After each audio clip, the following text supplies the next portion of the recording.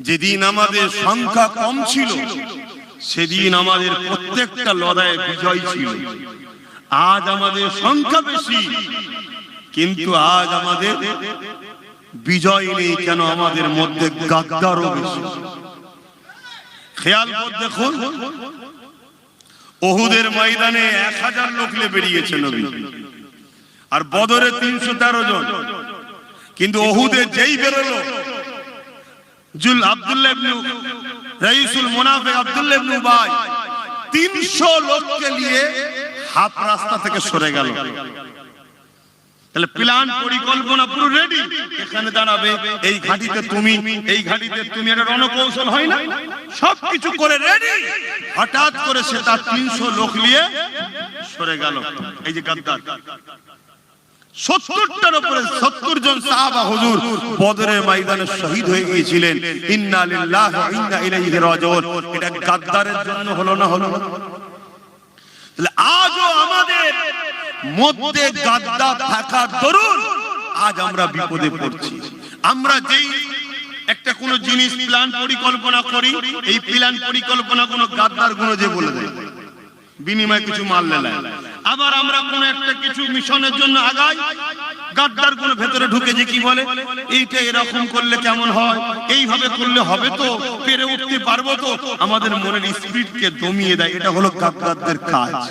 আর এর বিনিময়ে গাদ্দারদের দুনিয়ার মনির জাহান্নামের কুকুরগুলো ওদেরকে অর্থ দেয়। শুনছেন? অতএব ততক্ষণ পর্যন্ত তোমরা বিজয় পাবে না। আজ নবী বংশের আওলাদ সিদ্দিক আকবরের খুন এই জমিনে ডুবজরিয়ায় বসে বলে যাচ্ছি, রেকর্ড হচ্ছে, পৃথিবীতে ছড়িয়ে যাচ্ছে। ততক্ষণ পর্যন্ত তোমরা বিজয় পাবে না। আর যদিও বিজয় পাও, দুদিন পরে তোমাদের হাত থেকে ফসকেও যাবে। যতদিন পর্যন্ত তোমরা তোমাদের মধ্যে মুসলিম সুরাতে ছুপে থাকা গাদ্দার গুলোকে না রাস্তার কাটার মতো পরিষ্কার করে দেবে, ততক্ষণ পর্যন্ত তোমরা মাথা তুলে শান্তিতে থাকতে পারবে। তোমাদের প্রথম ডিউটি গাদ্দার খোঁজো, নিজের মধ্যে কে কে আছে, এই গাদ্দারকে খোঁজো। হযরতে সালাউদ্দিন আইবি একটু ছোট্ট করে শুনেছেন, একটু বিচখানে আরেকবার বলছি, অসুবিধা আছে? আমি সবাইকে জিজ্ঞেস করছি, অসুবিধা আছে? হযরতে সালাউদ্দিন আইবি 12,000 সৈন্য নিয়ে মসজিদে আকসাকে উদ্ধার করতে যাচ্ছে। কত? 12,000 সৈন্য। এই 12,000 সৈন্য নিয়ে যাচ্ছে মসজিদে আকসার কাছে, যে একটা তাবু করলো কিছুটা দূরে। তারপরে মেসেজ লিখছে, খবর লিখছে গোপন সূত্রে কি পরিস্থিতি, হাল হাকিকত। একজন গুপ্তচর ঘুরে এসে সালাউদ্দিন আইবিকে জানাচ্ছে, হুজুর 4 লক্ষ সেলিবিয়া উলঙ্গ তরোয়াল নিয়ে মসজিদে আকসাকে ঘিরে রেখেছে।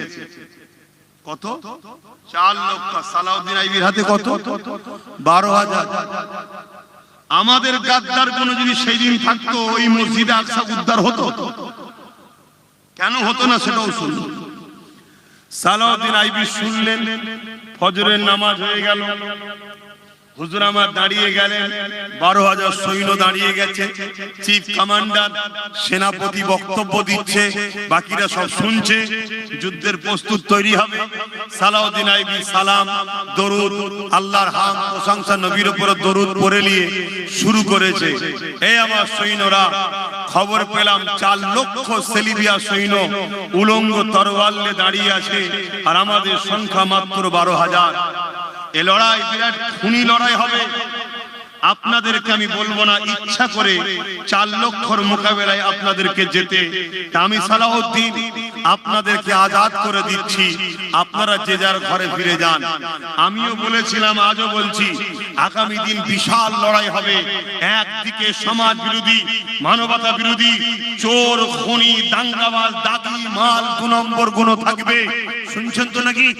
একদিকে, আর একদিকে থাকবে নাই সত্য, ইনসাফ, ইনসানিয়াতের পক্ষে।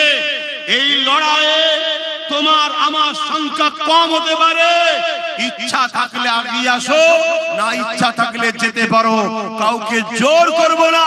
কিন্তু এই লড়াইয়ে আমরা খোদার পক্ষে, নবীর পক্ষে, ইনসাফের পক্ষে, মানবতার পক্ষে, গরিবের পক্ষে এই লড়াই ছিল, আছি, ইনশাআল্লাহ থাকবো। যারা খুশি মনে আমাদের সঙ্গে থাকতে রাজি আছো, আল্লাহকে সাক্ষী রেখে হাত তুলে বলো থাকতে পারবে? হাত তুলে বলছো থাকতে পারবে? 2 নম্বরই হবে না তো, মুনাফিকি হবে না তো? হাত নামাও।